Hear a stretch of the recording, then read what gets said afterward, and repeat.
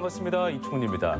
세계에서 영향력 있는 인물로 꼽히는 페이스북의 창시자 마크 주커버그는 컴퓨터 공학자지만 하버드에 다니면서 심리학과 소통 커뮤니케이션 수업에 관심이 많았다고 합니다. 또 아이폰의 창시자 스티브 잡스 역시 대학 시절 우연히 들은 서체 수업 덕분에 오늘날 PC의 아름다운 글씨체를 실현할 수 있었다고 합니다. 뿐만 아니라 글로벌 기업인 구글은 신입사원의 절반가량을 인문학 전공자로 뽑고 있다고 하는데요. 오늘 반갑습니다에서는 75년이라는 긴 시간 인문학적 소양에 뿌리를 두고 융복합 인재를 양성하는 대학의 이야기를 들어보겠습니다.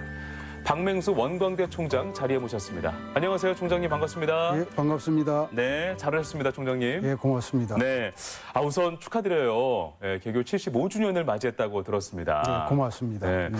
먼저 감회부터 한번 좀 듣고 시작을 할까요? 네, 감회는 한마디로 감사하다는 생각으로 가득 차 있습니다. 네. 제가 대학원 때 해방 직후 50년대 서울대 교수님들의 봉급이 네. 무한가마였대요. 무한가마. 네. 가난했으니까. 네네. 46년에 저희 대학이 그런 가난한 시절에 출범을 해서 오늘날 이렇게 글로벌 대학까지 성장을 해주신 네네. 모든 역대 총장님, 교직원 여러분, 그리고 우리 전북 도민, 또 익산 시민 여러분들의 네. 그 성원에 대해서 큰 감사와 은혜를 느끼고 있습니다. 네, 알겠습니다.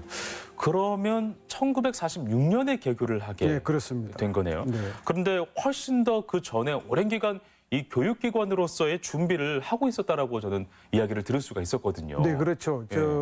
원광대학교는 사실 정립대학이잖아요. 네, 그 원불교라고 하는 맞습니다. 개벽 종교가. 네네. 그러니까 원불교 출발이 1916년인데 네네. 28년에 이제 그 인재양성소라는 것을 세우려고 결의를 했었대요. 네. 근데 이제 잘 아시다시피 이제 일제시대에는 민족교육이 불가능했잖아요. 그래서 뭐 여러 차례 고등교육기관을 설립을 하려고 했다가 끝내 이제 일제시대는 꿈을 실현하지 못했고 그렇군요. 해방되자마자 이제 46년에 네. 유일학님이라는 이름으로 이제 출발을 시작했습니다. 네. 그 전에 병원으로도 이렇게 설립이 되면서 또 계약으로 이렇게 병원도 함께 설립을 하려고 예. 했어요. 그래서 네. 병원은 이제 보화당이라는 이름으로 1935년에 네. 아주 조그맣게 이제 시작을 그렇군요. 했었죠. 네. 그래서 오늘날 원광대학교 병원의 전신이 이제 1935년에 설립된 네. 보화당이 이제 그 전신이라고 할 수가 있습니다. 네, 알겠습니다. 그 한국에 뿌리를 둔 개혁 종교인 원불교에 네. 그서 문을 연 교육기관이기 때문에 그 나름 그 일반의 대학의 건학 이념과는 좀 다른 부분이 분명히 있을 것 같아요. 네, 그렇죠. 어떤 부분들이 좀 다르다라고 뭐 생각하시나요? 한마디로 말하면 사람 냄새 나는 인재를 키우려고 하는 거죠. 그렇군요. 그 지덕겸수 도의실천이라고 그래서 예, 예. 그래서 지난 2019년에 이제 저희 대학이 5년 주기로 그 대학 교육협의회에서 평가받는 게 있어요. 네. 대학 기관 평가 인증이란 제도에서 네네. 거기서 이제 우수한 평가를 받았는데 최고 평가를 받은 것이 한국의 모든 대학 중에 최고의 인성교육 중심 대학이다. 그리고 사회봉사를 제일 잘한다. 그래서 한마디로 말하면 이제 지성과 덕성을 갖춘 사람 냄새 나는 따뜻한 인재. 네. 이게 이제 원광대학교가 추구해온 교육의 전통이라고 네. 할 수가 있습니다. 시대가 흐르면 흐를수록 정말 그 사람 냄새가 더욱더 간절해지는 그렇습니다. 것 같아요. 그렇습니다. 예, 갈수록 최근에 또 중요해지죠. 맞아요. 또 기술 발전이 또 급격하게 또 네. 발전하면서 어쩌면 또 인문학적 소양도 네. 더욱더 부각이 돼야 되는데 요즘 같은 시대에는 좀 그런 부분들은 점차 좀 가치롭게 평가되지 못하는 것 같아서 좀 아쉬운 부분이기도 좀 합니다. 아쉽죠. 네. 예. 그 오기 전에 여러 가지 그 최근의 흐름을 보니까 네. 오늘날에 우리가 살아가는 시대를 한마디로 정의해 주신 철학자가 계시더라고요. 그래요? 예, 네. 독일의 유명한 하이데거가 네. 오늘날의 시대는 기술 시대다. 기술 시대. 네. 네. 실감하시잖아요. 네네, 과학기술의 발전이 네. 어떻게 보면 광속도로 이루어지고 있다 보면은 우리 인간성을 배양하는 교육은 좀 비포장도로를 달리는 버스 정도 속도가 아닌가 그런 갭이 좀 있죠. 네네. 그래서 그 인성을 좀 더 풍부하게 가꾸는 교육 이게 모든 대학의 앞으로 과제일 것 같고 네. 우리 사회에 또 세계적인 과제가 아닌가 그런 생각을 합니다. 네. 그래서 그런지 그것을 실천하는 것을 그 강의로 좀 엿볼 수가 있었어요. 네, 원광대학교에서는 있죠. 세계적인 인문학 강의를 네. 또 유치하고 학생들이 그것을 만끽하게 할 수 그렇죠. 있게끔 네. 판을 네. 만들어주고 계신데 아주 잘 알고 계시네요. 네, 저도 이렇게 원광대학교에 한 번씩 가면 네. 그런 플랜카드들이 걸려 네, 있더라고요. 그렇습니다. 네, 도서관에도 걸려 있고. 네, 네. 우리 총장님께서 혹시 기억에 남는 그런 인문학 강좌가 있죠. 있었습니까? 네, 그 명품 강좌로 소문난 글로벌 인문학 강좌죠. 네네. 2013년에 제가 그 2012년도에 일본 교토 대학에 초빙 교수로 한 1년 가 있었어요. 그래서 그때 이제 인연이 되신 교수님이 한 분 계셨어요. 네네네. 서울대에서 한국 철학을 전공하신 네. 오구라 기조 교수님이라는 분을 2013년에 글로벌 인문학 강좌에 모셨습니다. 그때 그분의 강의 주제가 네. 창조하는 동아시아였어요. 동아시아를 창조하다. 창조하는 동아시아. 네. 그러니까 19세기, 20세기는 예. 뭔가 새로운 걸 창조하는 쪽은 서양이었다면 예. 앞으로 21세기는 동아시아가 창조해낼 거다. 앞으로는 동아시아에 좀 더 네네네. 무게감이 실는 그렇죠. 역사가 진행될 거다. 예, 이걸 이제 이스트 동풍이라고 그럽니다. 예. 동쪽에서 부는 바람. 네네. 예, 이게 지금 전 세계적으로 동풍이 불고 있고 그렇군요. 동아시아의 동풍. 네네. 그 중심에 이제 우리 대한민국 있죠. BTS, 미나리, 기생충, 네네. K 방역 등등. 네, 그렇습니다. 네, 그래서 그러한 이야기가 네. 그때 총장님에게 아주 네. 큰 울림을 줬었고. 네네. 학생들한테도 아주 감동적이었던 것 같습니다. 그러면 그러한 이야기에 큰 울림을 받았으니 그러면 이러한 그러니까 총장님께서 겪으셨던 경험했던 이러한 부분들을 학생들에게도 많이 전해줄 필요가 있다 하셔서 그런 인문학 강좌를 많이 또 네, 열고 그렇습니다. 계시는군요. 네네. 네. 학생들의 반응은 좀 어떻습니까? 반응은 뭐 폭발적이죠. 이제 그 강좌에다가 또 하나가 후마니타스 장학 사업이라고 그래서 예. 아주 좋은 고전들을 한국의 고전, 동아시아 고전, 세계 네. 고전들을 읽고 토론하는 네. 그런데 보통 뭐한 학기에 한 2, 3천 명씩 참여합니다. 네. 그러니까 대단한 열풍이 지금 네. 인문학 열풍이 원광대에서 불고 있죠. 네, 알겠습니다. 이번에 그 총장님께서 올해로 취임하신 지 이제 3년째를 그렇습니다. 맞이하게 됐습니다. 그런데 올해 3월에 정말 어려웠어요. 네, 사실 어려웠죠. 원광대뿐만 아니라 네, 네. 다른 이게 지역에 있는 대학들이 너무나 어려움을 많이 호소했고 또 서울에 있는 학교와 또 그 외 지역에 있는 학교의 양극화는 더욱더 심해가고 네. 있고요. 이런 상황에서 어떻게 또 대책 마련을 고심하고 있을지도 궁금합니다. 사실은 이 학령 인구 감소, 네. 그게 가장 큰 원인으로 이제 우리 대학을 포함한 모든 지방 대학들이 네, 대량 미달 사태가 났잖아요. 맞아요. 이건 사실은 뭐 10년, 15년 전에 예견됐죠. 그러니까 그걸 좀 더 철저하게 준비 못한 책임이 조금 있다고 봐집니다. 근데 네. 그건 이제 한 단위, 한 개의 대학만의 문제가 아니라 사실은 이제 특히 우리 전라북도 같은 경우에는 꼭 인식해야 될 게 수도권과 지방 간의 격차를 벌려오는 국가 정책이 너무나 오래도록 시행돼 왔다는 거죠. 네. 지난 한 70년 동안. 그러니까 한 20년 전에 우리 전북대나 원광대 그러면 괜찮았잖아요. 네네. 근데 지금은 서울 수도권에 가까운 옛날에 이름 없던 대학보다도 더 어려운 상황에 와버렸어요. 맞아요. 그러니까 수도권과 지방 간의 격차 문제를 해소해야 되는 이제 그런 구조적인 문제가 있고 이제 단기적으로는 뭐 저절로 저희는 구조조정을 했습니다 이번에 뭐 한 8% 정도 정원을 줄여서 네. 근데 제일 중요한 변화는 우리 원광대의 모든 그 구성원들이 예. 교직원 뭐 학생 동문 할 것 없이 이대로는 안 된다. 뭔가 이렇게 생각의 전환을 해야 되고 네. 더 철저한 대비를 해야 된다는데 이제 모두가 공감을 해서 이게 이제 2040년까지 지속될 어려운 과제잖아요. 네네. 그래서 마라톤으로 치면 이제 스타트하다가 넘어진 것이라 이제 나머지 전 구간을 완주할 수 있는 준비를 철저히 갖춰가고 있습니다. 네, 알겠습니다. 네. 여러 가지 자구책을 네, 또 네. 마련을 하고 계실 네, 텐데 그렇습니다. 그 뭐 줄여나가는 것도 물론 뭐 하나의 자구책이 될 수 있지만 어떤 부분에서는 크게 열어나가는 부분도 분명히 그렇습니다. 중요하다고 생각이 듭니다. 네, 네. 그래서 눈에 띄는 부분들이 좀 있어요. 여러 가지 있죠. 성과를 또 만들고 계신데요. 그렇습니다. 이번 학기 들어서 대학 일자리 플러스 센터 사업에 선정됐다고 네. 들었습니다. 네. 예. 여기에 대해서 부연 설명을 좀 해주시고 또 어떤 혜택이 있는지도 이야기를 해주시면 어떨까요? 4년제 대학이 전국에 220개가 있습니다. 예. 이번에 일자리 플러스 센터에 선정된 대학은 16개 대학이죠. 엄청 적은 숫자에 네. 선정이 됐네요. 그러면은 이제 취업 분야만큼은 원광대학이 네. 앞서가고 있다라는 평가를 받은 거죠. 고용노동부로부터. 그렇군요. 그래서 지난 이제 4년 동안에 굉장히 우수한 평가를 받고 재학생 15,000명 이상 되는 대학 중에 사실은 원광대학교 취업률이 제일 높습니다. 그렇습니까? 그게 이제 네. 고용노동부로부터 높은 평가를 받았고 네네. 또 제일 큰 거는 이제 우리 전라북도에서 정치권을 포함해서 많이 도와주셨죠. 그래서 이제 올해부터 5년간 네. 매년 6억씩 이제 국가 지원을 받는데 네네. 이번에 새로운 변화는 졸업 후 2년까지 그러니까 졸업 후 2년까지 네. 애프터 서비스를 대학에 다 할 수가 있어요. 졸업 이후에도? 이후에도 2년도. 예. 그래서 완전 취업될 때까지 이제 우리가 책임지고 그렇군요. 그 서포트를 할 수 있는 예. 단단한 기반이 마련돼서 네. 전국의 16개 대학 중에 하나 원광대학이라는 사실을 꼭 기억해 주시면 좋겠습니다. 네, 알겠습니다. 네. 또 지난달에는요, 그 과학기술정보통신부에서 주관한 XR 소재 부품 장비 개발 지원센터 구축 사업에 전라북도와 인산시가 이렇게 구축이 됐습니다. 이로 인해서 이 원광대학교에서 그와 관련한 센터가 설립될 것이라는 이야기가 좀 들리는데요. 이 부분에서도 좀 하실 말씀 많으실 것 같습니다. 이 성과는 사실은 취임하자마자 저의 어떻게 보면 임기 4년에 네. 그 명운을 걸고 추진했던 사업이에요. 오래 전부터 추진했던 사업이군요. 취임 초부터.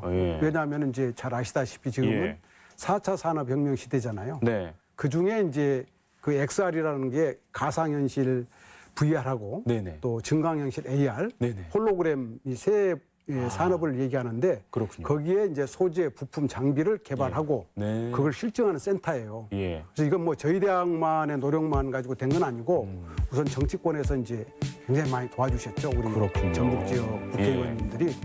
그리고 이제 도에서도 아주 그 원광대가 한번 이 분야를 선도하는 네. 이게 대학 원광대 자체로서 어떤 유망한 그런 센터뿐만 아니라 네. 전북의 희망, 대한민국의 희망을 여는 산업으로 육성해봐라. 네. 그래서 도에서 아주 적극적으로 도와주셔가지고 향후 5년간 한 100억이 저희 대학에 투자될 것 같습니다. 그렇습니까? 그리고 이제 네. 알아보니까 네네. 이런 센터를 사립대학에 주는 경우가 드물대요.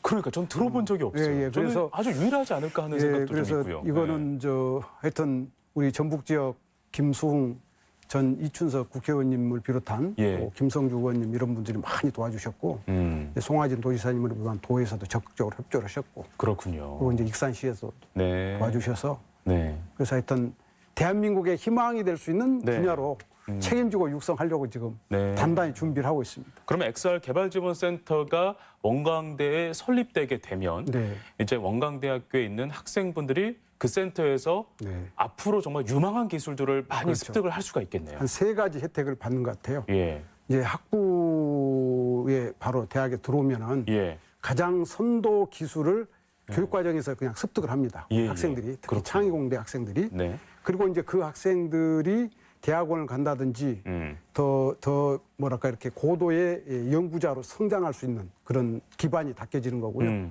그리고 이제 더 좋은 것은 저희 3층 건물에 지금 리모델링해서 들어오게 되는데 네네. 그 분야의 첨단 벤처기업이 한 7개가 입주를 합니다. 그러니까 취업까지도 다 보장되는 거죠. 그 안에서 한 방에 교육과 연수와 연구와 취업이. 네. 그래서 창의공대에 많이 지원하셨으면 좋을 것 같습니다. 알겠습니다. 인문학 얘기하다가 또 네네네. 창의공대 이야기까지 하니까 정말 다방면에서 두루 또 성장을 하고 있는 원광대학교라는 생각이 거기에 많이 사실은 들어갑니다. 이제 문화 콘텐츠, 인문학이 결합되는 그렇죠, 거죠. 그렇죠. 네. 맞습니다. 대학은 물론 또 익산 지역의 오랜 수건이었던 시외버스 승강장 유치도 총장님 임기 중에 또 이렇게 수행한 또 성과가 아닌가 싶어요. 그게 참 조금 시간이 많이 지나서 좀 네. 부끄러운 자랑이긴 한데 네네. 2013년에 제가 이제 학생처장을 했어요. 그때 이제 본격적으로 추진을 해가지고 네네. 19년에 이제 유치에 성공을 했으니까 네. 어떻게 보면 제 이름처럼 끈질기게 아, 근데 올해 또 더 의미 있는 또 그 서비스를 하나 개발을 했어요. 네네. 잘 아시다시피 이제 원광대학교는 전주나 군산, 김제, 정읍 이런 쪽에서 통학하는 학생이 많잖아요. 맞아요. 통학버스가 아마 전국 4년제 대학 중에 제일 많을 걸요. 한 그렇습니까? 50대 이상이니까. 네네네네. 이번에 QR 코드 시스템을 도입을 했어요. 그래서 기다리는 불편함, 네. 또 좌석이 그 뭐 비어 있는지 없는지 좀 확인해서 네. 탈 수 있게 돼가지고 네. 우리 지금 재학생들의 만족도가 아주 최고도로 지금 올라와 있습니다. 네, 알겠습니다. 자, 이 지역 대학이 사실 전국적으로 상당히 좀 어려운 가운데서 이렇게 성과 이야기를 들으니까 뭔가 좀 기대감이 증폭되기도 하고요. 또 지역에서도 다 함께 좀 힘을 모아갔으면 하는 바람이 좀 커지기도 합니다. 얼마 전 더불어민주당 전북도당과 전북 지역 5개 대학이 함께 소통하는 자리도 그렇습니다. 마련을 하지 않았습니까? 여기서는 좀 어떤 이야기들이 오갔는지도 상당히 좀 궁금해요. 네. 대학과 정치권과 네. 그리고 또 이제 행정 이런 분야가 네. 지역의 어떤 현안을 가지고 네네. 머리를 맞대고 모인 건 처음이랍니다. 그래서 하여튼 전북대 총장님, 전주대, 우석대, 군산대, 저희 원광대 총장님들이 그날 다 감격을 했어요. 아주 이런 고무적인 때도 이야기가 나왔나 봐요. 이런 기회가 올 때도 있구나. 예. 그래서 김성주 더불어민주당 도당위원장님이 굉장히 수고를 하셨고 그래서 전북을 어떻게 살릴 거냐 여기에는 정치권도 행정도 기업도 대학도 전부 울타리를 다 내리고 함께 하자라고 하는 아주 큰 공감대를 형성했고 앞으로 지속적으로 그런 채널을 만들어서 지역의 어떤 발전과 활성화를 위해서 지혜를 모으기로 단단히 결의를 했습니다. 알겠습니다.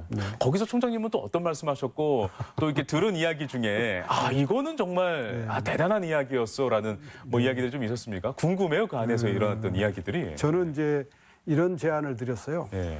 전북에 4년제 대학이 10개가 있거든요. 네. 10개 대학의 브랜드 가치가 높아지면 전북 지역의 브랜드 가치도 저절로 높아지고 또 기업의 브랜드 가치도 높아진다. 그러니까 한 대학의 문제, 위기가 이 한 대학의 문제가 아니라 전북 지역 전체의 문제니까 그렇죠. 우리 10개 대학이 다 지혜를 모으고 행정과 정치권과 기업이 지혜를 모으자. 거기에 뭐 아무도 이유를 달지 않고 아주 전폭적으로. 특히 중소기업 쪽에 계신 분들이 2분 오셨는데 그분들이 더 감격하셨어요. 오히려. 드디어 이제 대학이 달라지고 있구나. 이런 걸 느끼셨대요. 그래서 이제 그런 점에서 굉장히 아주 화기애애한 자리, 또 뜻깊은 자리가 됐던 것 같습니다. 네, 알겠습니다. 대학에서는 또 지역민과 함께 소통하는 부분도 상당히 고민을 많이 하실 것 같아요. 어쨌든 뭐 학생들을 위한 공간이기도 하지만 또 지역민들과 함께 성장하는 대학의 모습도 상당히 중요하지 않겠습니까?